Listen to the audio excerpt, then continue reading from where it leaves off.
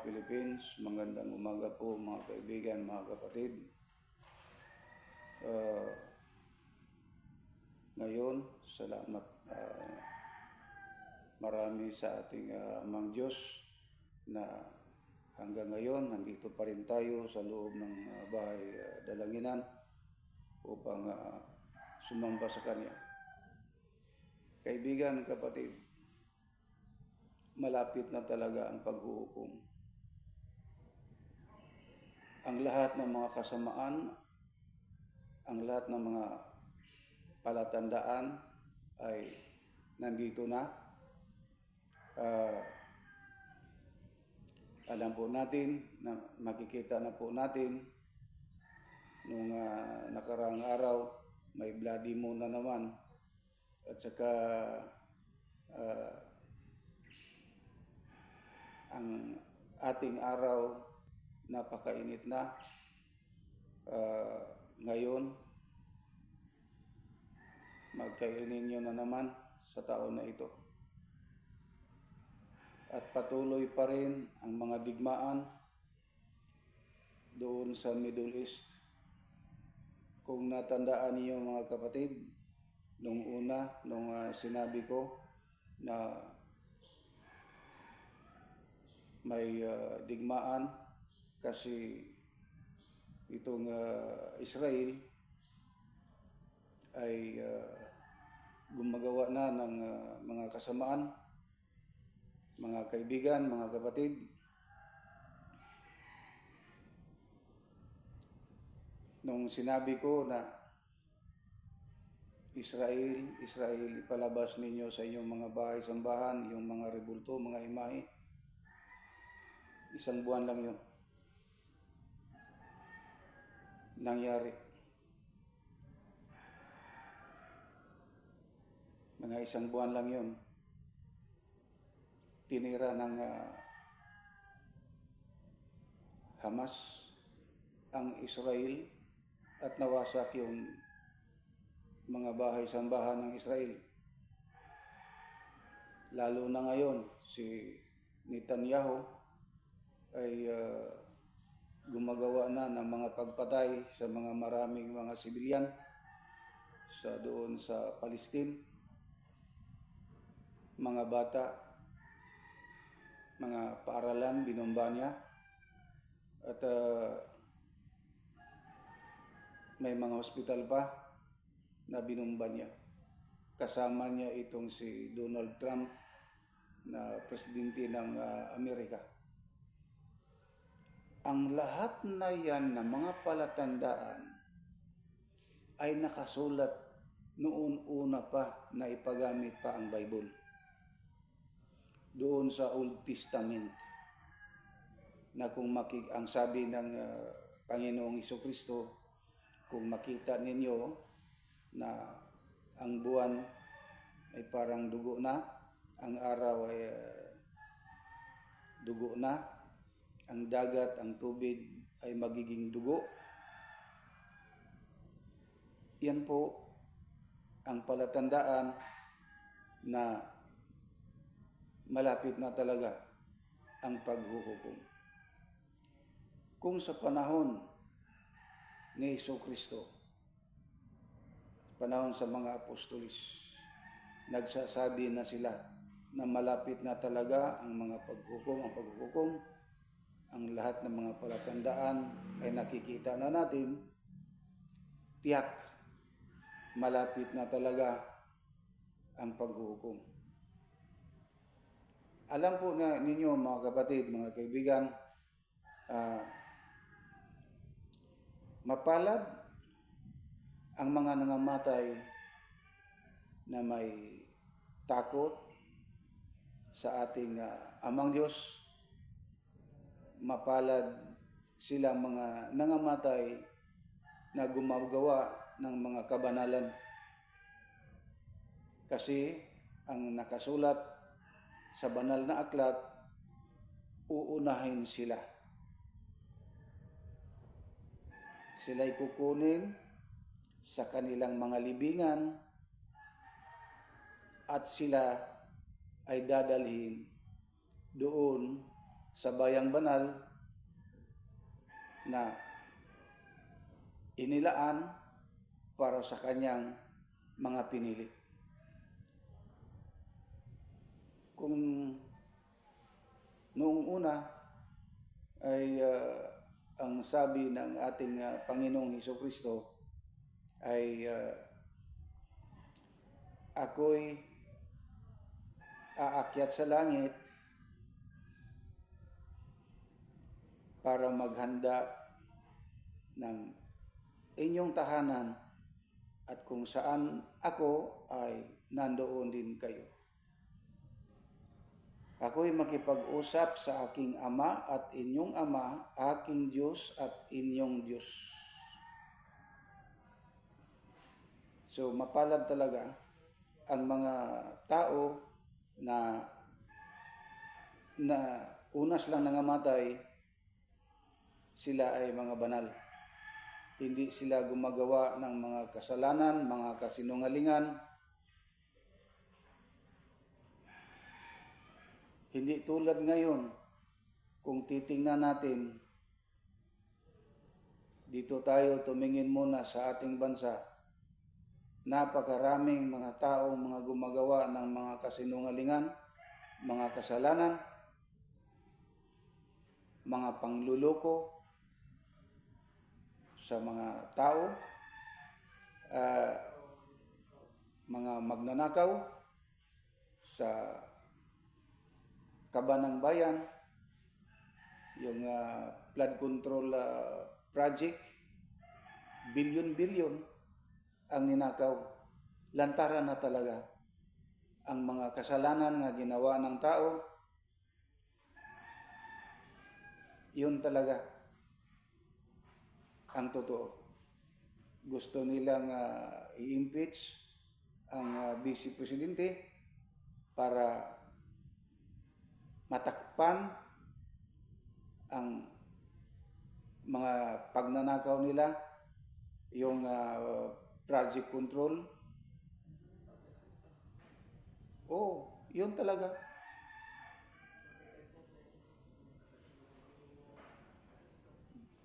Napakarami ang mga ginagawa nilang mga kasalanan. Napakarami talaga.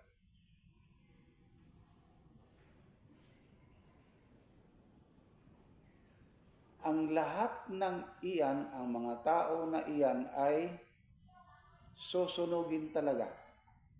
Sila po ay hindi maliligtas sa araw ng paghuhukom. Ihulog talaga sila doon sa dagatang apoy na lumiliyab sa asupre,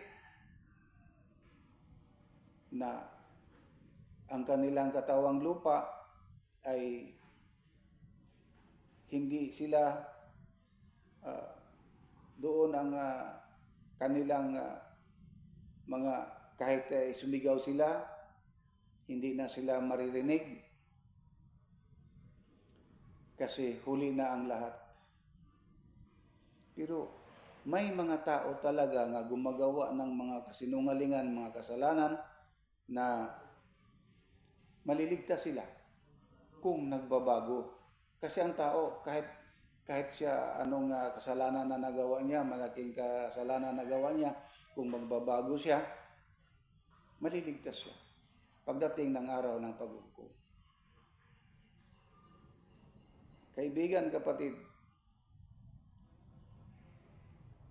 ang tao ngayon, kung titingnan mo, sabihan mo sila, mimisyonan mo, para pangaralan mo sila, para maintindihan sila, hindi sila makaintindi. Kasi ang kanilang mga kaisipan ay tinakpan ng mga kasinungalingan, mga kasalanan. Yun ang totoo.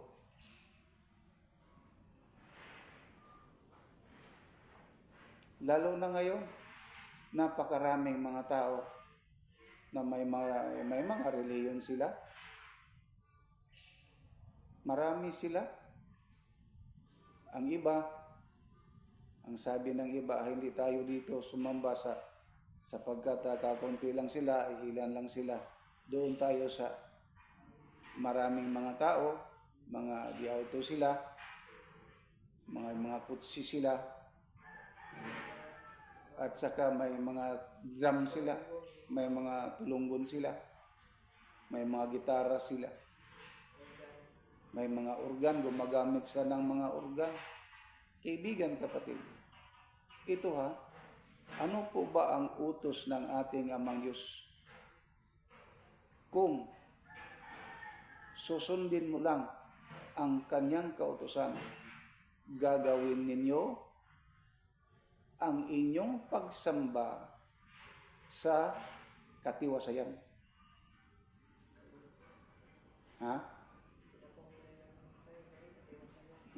Katiwasayan. Yun ang sabi ng ating Amang Diyos. Ngayon, di ba makita natin na may mga relihiyon na gumagamit sa ng mga drum, tapos nagtalon-talon pa sila, nagsayaw-sayaw, sumayaw sila.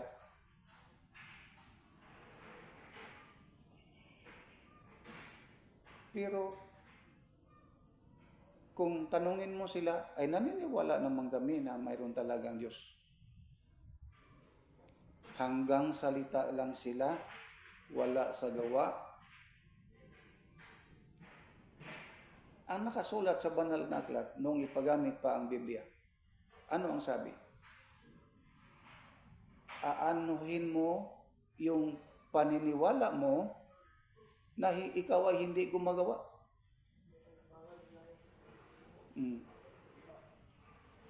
Makaliligtas ba sa inyo ang mga paniniwala na yan? Na ikaw ay hindi ka naman gumagawa. Wala kang takot. May mga pari pa na pagkatapos sa kanilang misa ay makikita natin yun sa mundo ng social media ngayon. Nakipaghalikan, nakipag-lips to lips doon sa kanyang membro. Napakarami ang mga kasalanan na mga ginagawa nila. Alam po ninyo mga kapatid, noong linikha ng Amang Diyos ang mundong ito, marami siyang mga angel, mga anghel na inuutusan niya na magbantay sila sa atong mundo. Pero hindi nila nagawa.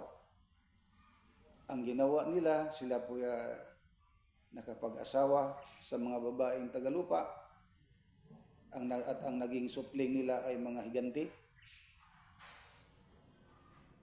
At itinuro nila ang mga kamalian. At may mga anghel naman din na kinukulong ng ating Amang Diyos doon sa ilalim ng lupa. Kasi sila, kung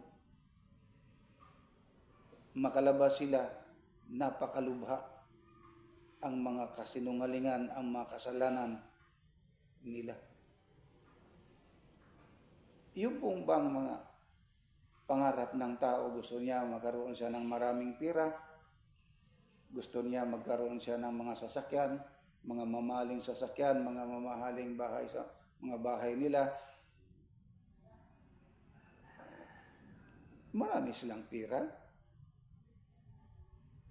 Ang lahat ng iyan ay hindi ninyo madala kung kayo'y mamamatay na. Sino ang mga tao? Maraming mga tao na makikita natin noong pagbagyo, may tubig baha, inanod sa tubig baha yung mga mamahaling sasakyan nila. Yun ang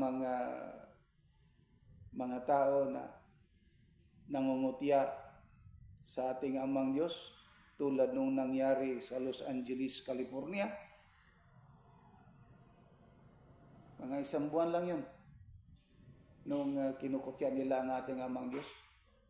Ano ang nangyari sa Los Angeles, California? Sinunog sila.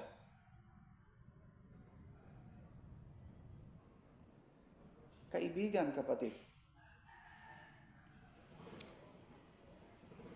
tandaan natin, yung karunungan natin, yung karunungan mo, yung mga pira mo, mga kayamanan natin, hindi natin madadala sa ating libingan kung tayo ay mamamatay na.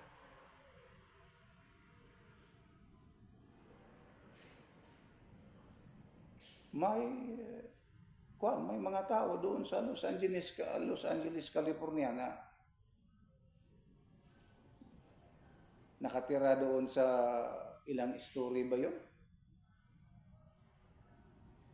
Mga mayaman sila. Kasi yung Los Angeles, California, diyan nakatira ang mga Hollywood actor, mga Hollywood actress.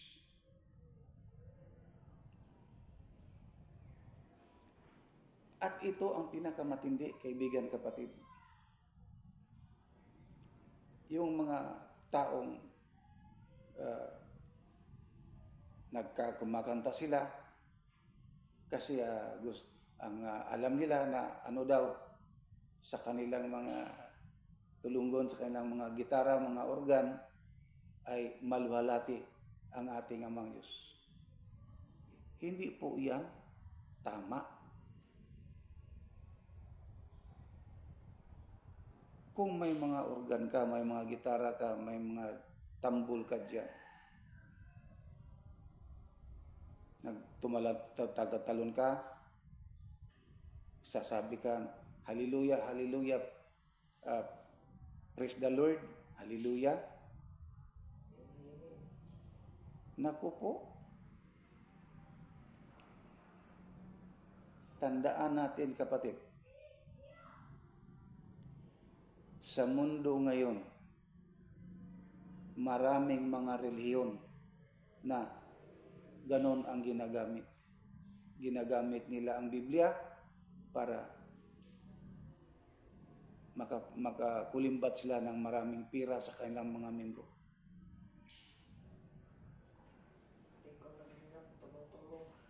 Mayabuloy nila, tulong-tulong, ang mga ginagawa ng Iglesia ni Cristo. May lingap sa mamamayan sila. Ang mga Katoliko, ganun din. May mga pagtutulong din sila. Tinutulungan nila ang mga tao. Yung pagtulong, tama po yan. Tulungan po natin ang mga taong nangangailangan. Bigyan natin sila kung may maibigay tayo sa kanila, tama po yan. Pero yung mga paniniwala nila, diyan lang ngayon makita natin sa mundo ng social media. May mga rebulto sa ilalim ng bato. Nandyan din ang rebulto ni Maria, ni Jesucristo. Pinapasan-pasan nila kasi ang sabi nila, Diyos daw ang Panginoong Jesucristo. Ayun ang totoo. Ito tandaan natin, noong ginawa sa ating amang Diyos ang mundo, ngayon, ang ibig po bang sabihin na ang Panginoong Jesucristo na ang gumawa?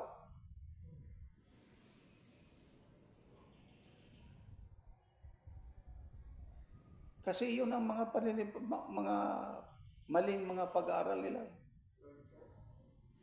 Lord God, naku po, tandaan natin, Nung una,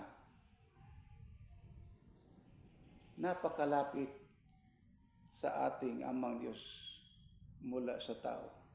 Maririnig pa natin ang tinig mula sa Diyos. At maririnig din tayo sa ating Amang Diyos. Bakit po ba na nagpalayo ang ating Amang Diyos sa tao? Dahil po sa sobrang kasalanan na ginawa ng tao.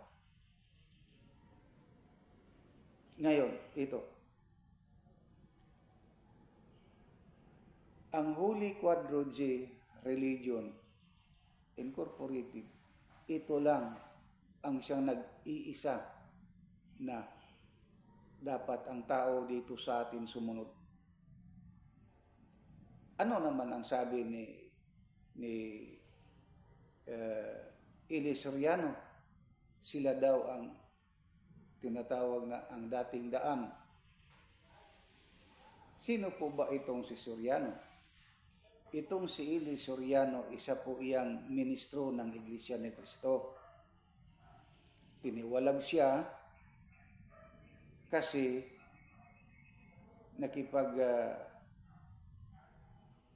halikan siya, yinakap niya ang isang binatilyo. Ngayon, nung siya ay natiwalag na, kasi kasama pa yung si Pires. Sino po itong si Pires? Itong si Pires, siya po ang founder ng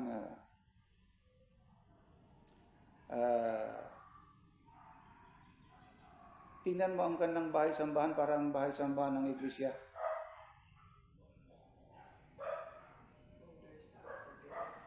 Ang founder si Pires, kasama niya, ministro din yan, kasama din yan ni Ili Soriano. Nagtatayo sila ng kanilang mga relihiyon.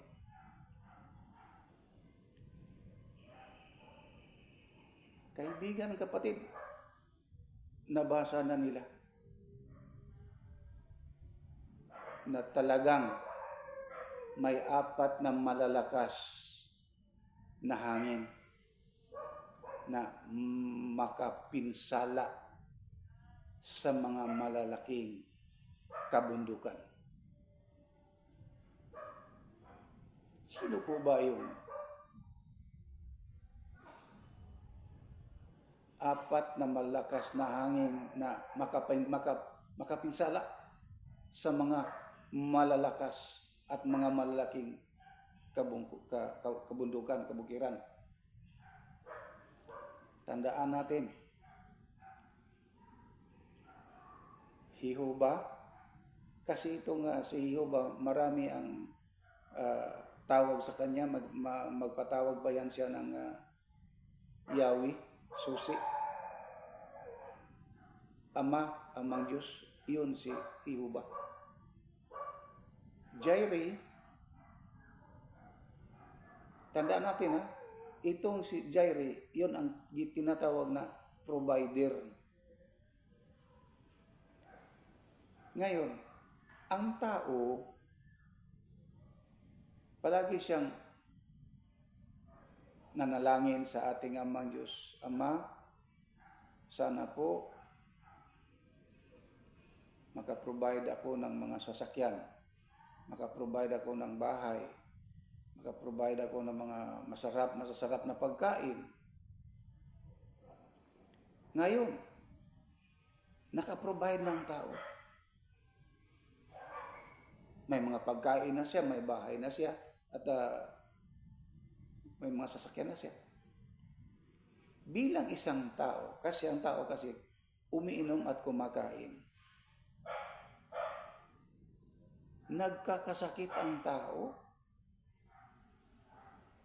Bilang tao, siya talaga'y magkakasakit. Yung pagkain, yung pag-iinom, diyan siya magkakasakit. Ano naman ang kahilingan ng tao sa ating Amang Diyos? Ang sabi, ang sagot ng ating Amang Diyos na kaya nagkakasakit na nga ang tao eh.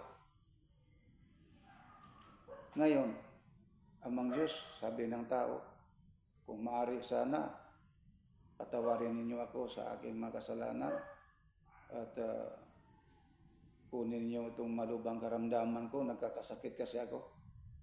Di ba? Ngayon,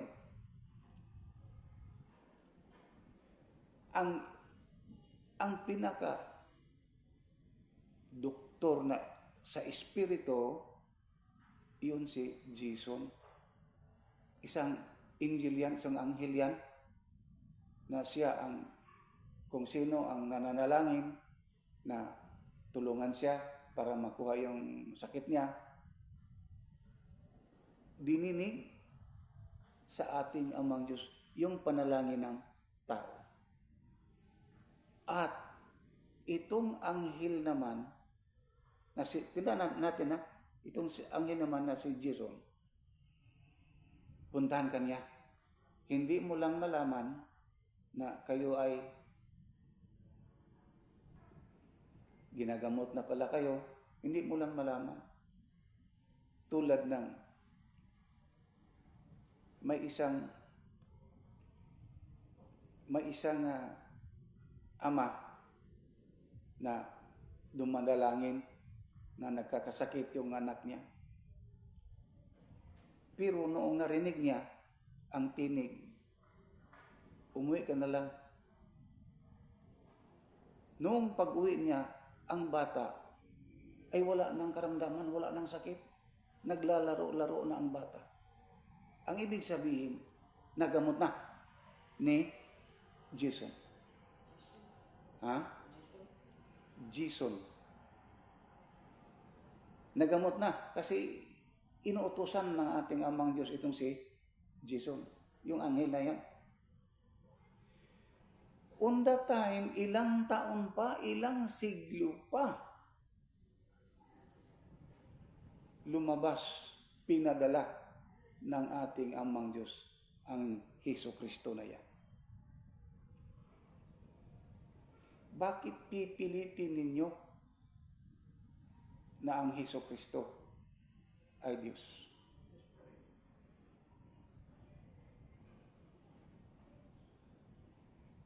Naku po, huwag ninyong pilitin na lalagyan ninyo ng pangalan ng iba na Diyos ang Panginoong Jesucristo.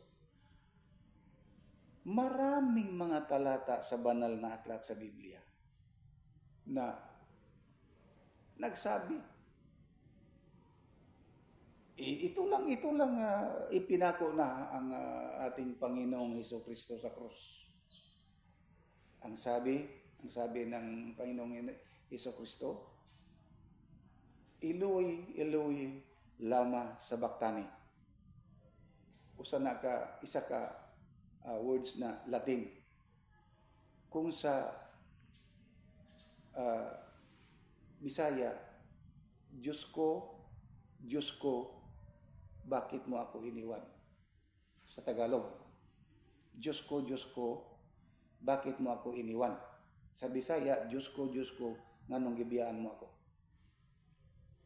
Ngayon,